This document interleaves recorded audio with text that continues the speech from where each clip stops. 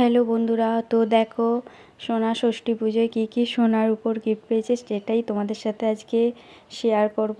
তো চলো শুরু করা যাক। দেখো এটাও ঠাম্মি নিয়ে এসেছে ঠাকুরের মূর্তি দেওয়া একটা রূপোর চেন। তো ওকে পরাতে হয়েছিল আর কি। আর দেখো একটা সোনার গিনি নিয়ে এসেছে, তো বেশ খুব সুন্দর দেখতে।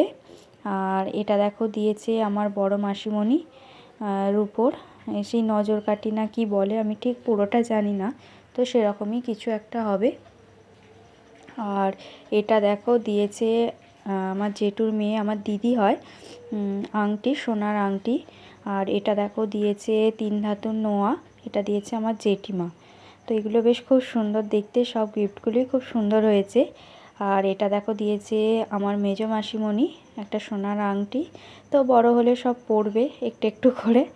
আর দেখো এটা দিয়েছে আমার মাসিমণির মেয়ে, এটাও দিদি হয়। তো এই ছিল। তো চলো আজকের ভিডিওটা এই পর্যন্তই, আজকের মতো টাটা।